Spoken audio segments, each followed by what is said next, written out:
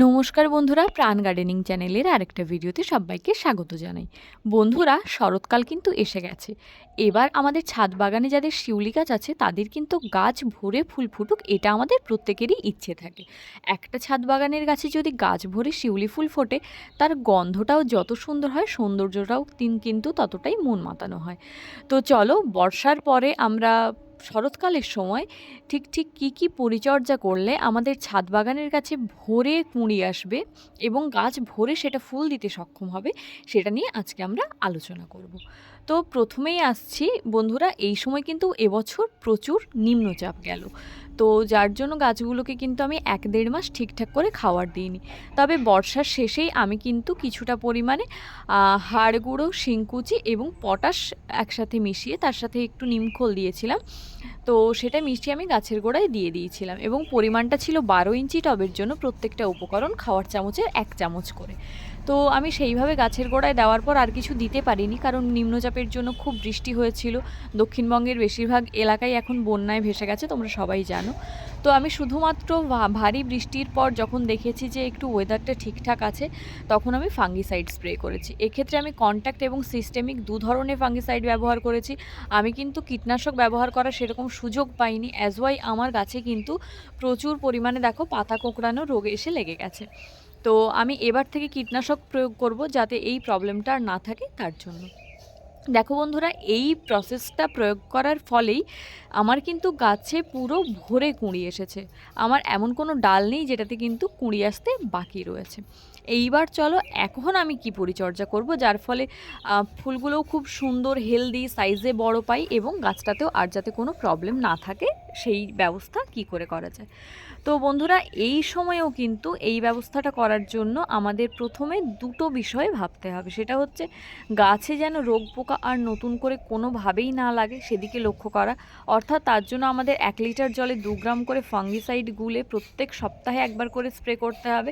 আর কীটনাশকও কিন্তু আমাদের প্রত্যেক সপ্তাহে স্প্রে করতে হবে। এক্ষেত্রে আমি টাফগর এবং কনফিডার অল্টার করে 1 সপ্তাহে কনফিডার, 1 সপ্তাহে টাফগর মানে ডাইমেথাড 30% এবং ইমিডাক্লোরোপিড গ্রুপের কীটনাশক অল্টার করে ব্যবহার করি। তোমরা চাইলে কাকা বা সুপার সোনাটাও ব্যবহার করতে পারো। এছাড়া আমি যে বিষয়গুলো মেনটেন করি সেগুলো তোমাদের বলছি।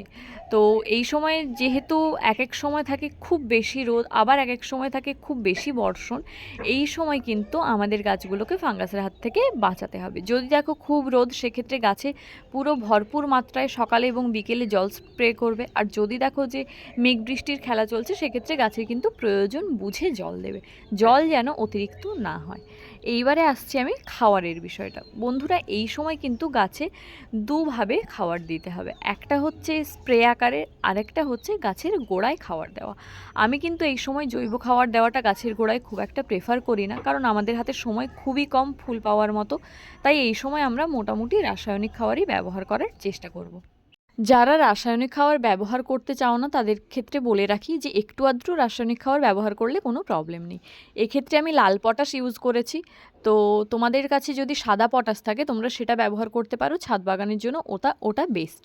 আমার কাছে সাদা পটাশ খুব একটা বেশি নেই, আমি তাই লাল পটাশ ব্যবহার করলাম। আর আমরা যে চামচে খাই সেই চামচের হাফ চামচ মতো আমি লাল পটাশ দিলাম। তোমরা যারা একেবারেই রাসায়নিক পটাশ ব্যবহার করতে চাও না, তারা কিন্তু চাইলে কলার খোসার গুঁড়ো 1 মুঠো দিতে পারো। এছাড়াও তোমরা বায়ো পটাশ চাইলে সেটাও কিন্তু পরিমাণ মতো ব্যবহার করতে পারো। আমি গাছের গোড়ার চারিদিকে মোটামুটি জাস্ট সারটা ছড়িয়ে দিলাম। এরপরে আমি যেটা দিচ্ছি দেখো, দানা অনুখাদ্য। এটা কিন্তু গাছে গোড়ায় না দিলেও চলে, এটা খুব অপশনাল। তোমরা যারা গোটা গাছে অনুখাদ্য স্প্রে করতে পারবে এই সময়, তারা কিন্তু গাছের গোড়ায় দানা অনুখাদ্য দিও না। আমি কিন্তু কয়েকদিন হলো বৃষ্টি হচ্ছে বলে স্প্রে করার সেরকম সময় পাচ্ছি না, সেই জন্য গাছের গোড়ায় কয়েকটা দানা অনুখাদ্য দিয়ে রাখলাম। তোমরা চাইলে সিউইড যেটা থাকে সেটাও 2 গ্রাম গাছের গোড়ায় দিতে পারো, বা সিউইড এক্সট্রাক্টও জলে গুলে দিতে পারো। যেহেতু বৃষ্টি হচ্ছে, আমি তাই জলে গোলাটা খুব বেশি প্রেফার করছি না। তো গাছের গোড়ায় মোটামুটি যতগুলো আগাছা ছিল সেগুলো আমি পরিষ্কার করে দিচ্ছি, কারণ এইবার হচ্ছে ফুল আসার সিজন, তাই গাছকে কোনোভাবেই অযত্ন করা যাবে না। আর এরপর আমি কিন্তু জল দিয়ে দেবো। এই সময় আমরা কোনো রকম নাইট্রোজেনাস ফুড কিন্তু দেবো না। তোমরা যারা চাইছো তারা কিন্তু এনপিকে 052 34 2 থেকে 4 গ্রাম গাছের গোড়ায় দিতে পারো, তাতেও কিন্তু কোনো রকম প্রবলেম নেই। আর যাদের কাছে সেটাও থাকবে না, তারা 3 থেকে 4 দানা ডিএপি আর হাফ চামচ পটাশ দিয়ে দিও, তাতেই হবে। চাইলে কেউ কেউ হাফ চামচ ফসফেট এবং হাফ চামচ পটাশও দিতে পারো, তাতেও কিন্তু কোনো রকম প্রবলেম নেই। তো মোটামুটি এই পরিচর্যার ফলেই দেখো আমার গাছে কিন্তু ভরে ফুলের কুড়ি এসেছে। এবার শুধু ফুল ফোটার অপেক্ষা। ফুল ফুটলে কিন্তু আমি তোমাদের সাথে সেই ভিডিওটা অফকোর্স শেয়ার করব।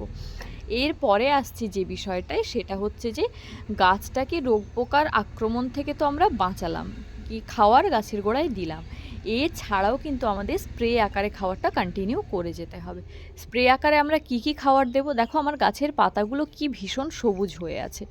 এটার পেছনে কিন্তু যে সিক্রেটটা কাজ করেছে সেটা, হ্যাঁ একদমই ঠিক ধরেছো, এপসাম সল্ট বা ম্যাগনেসিয়াম সালফেট। আমি কিন্তু চেষ্টা করি এখন 10 দিন ছাড়া ছাড়া 1 লিটার জলে 1 গ্রাম করে ম্যাগ সালফা বা ম্যাগনেসিয়াম সালফেট গুলে গোটা গাছে স্প্রে করতে। তোমরা যারা স্প্রে করতে পারবে না তারা কিন্তু 15 দিন ছাড়া 1 থেকে 2 গ্রাম গাছের গোড়ায় দিয়ে দেবে। ফুল ফোটাতে গাছের যে প্রচুর এনার্জি দরকার হয়, ম্যাগনেসিয়াম কিন্তু তার অনেকটারই যোগান দেয়। ম্যাগনেসিয়াম গাছের পাতায় স্প্রে করলে গাছের পাতা কিন্তু খুব ভালো পরিমাণে সবুজ থাকে। যাদের কাছে স্টিকার আছে তারা স্টিকার সহ স্প্রে করবে, আর যাদের কাছে স্টিকার নেই তারা কিন্তু স্টিকার ছাড়াই স্প্রে করবে। এছাড়াও আমি যে খাবারগুলো দিয়েছি সেটা হলো সপ্তাহে 1 দিন করে বা 10 দিন ছাড়াও তোমরা দিতে পারো। সেটা হচ্ছে এনপিকে 13-0-45 আমি 1 লিটার জলে 1 গ্রাম করে গুলে সকালবেলা স্প্রে করেছি। আর কখনো কখনো যখন মনে হয়েছে সেটা হচ্ছে এনপিকে 19-19-19 বা 20-20-20, আমার কাছে সেম বা ব্যালেন্স এনপিকের যেটা ছিল সেটা 1 লিটার জলে 1 গ্রাম করে গুলে গাছের গোড়ায় গাছের পাতায় ভালো করে স্প্রে করেছি। তোমরা চাইলে কিন্তু এর অল্টারনেটিভ হিসেবে এনপিকে 0-52-34 যেটা আছে, ওয়াটার সলিউবল হবে অবশ্যই সবগুলো, তো সেটাও কিন্তু জলে গুলে 1 লিটার জলে 1 গ্রাম করে দিয়ে ভালো করে স্প্রে করে দিতে পারো। এই স্প্রেটা যদি স্টিকার থাকে স্টিকার সহযোগে করা খুব ভালো, কারণ এখন মাঝে মধ্যেই বৃষ্টি হচ্ছে। আর যদি স্টিকার না থাকে তাহলে সকালবেলার দিকে মানে ভোরের দিকে এমনি স্প্রে করে দেবে। এখন যেহেতু শরৎকাল চলছে, তোমরা এই স্প্রেটা মোটামুটি চেষ্টা করবে সকালবেলা 7:30টার মধ্যে করার। তো বন্ধুরা, এই ছিল আমার শিউলি গাছ নিয়ে টোটাল ট্রিটমেন্ট। তো যারা বর্ষার জাস্ট পরে পরেই হাড়ের গুঁড়ো শিঙের কুচি দেওয়ার সুযোগ পাওনি, তারা গাছের গোড়ায় কিন্তু এই সময়ে দাঁড়িয়ে হাফ চামচ ফসফেট এবং হাফ চামচ পটাশ দিতে পারো, তাতেও কিন্তু রেজাল্ট মোটামুটি খুবই ভালো আসবে। তো বন্ধুরা, আমি তোমাদের সাথে মোটামুটি আমি আমার গাছের ক্ষেত্রে যে টিপসগুলো অ্যাপ্লাই করেছি সেগুলো শেয়ার করলাম। তোমরাও এটা অ্যাপ্লাই করে দেখো, তোমাদের কিন্তু শিউলি গাছ খুব ভালো পারফর্ম করবে। এই সময় আমাদের আরেকটা যে কথাটা মনে রাখতে হবে, গাছে যদি কোনো ডাইব্যাকওয়ালা বা শুকনো ডাল থাকে সেগুলো কিন্তু অবশ্যই কেটে বাদ দিতে হবে। তো গাছের কিন্তু আর কোনো রকম হার্ড বা সফট প্রুনিং আমরা এই সময় করব না। মোটামুটি এইভাবেই গাছটাকে টেক কেয়ার করতে থাকবো। তো বন্ধুরা, তোমরাও এইভাবে টেক কেয়ার করো, আর দেখো তোমাদের গাছেও কিন্তু গাছ ভরে ফুল ফুটবে।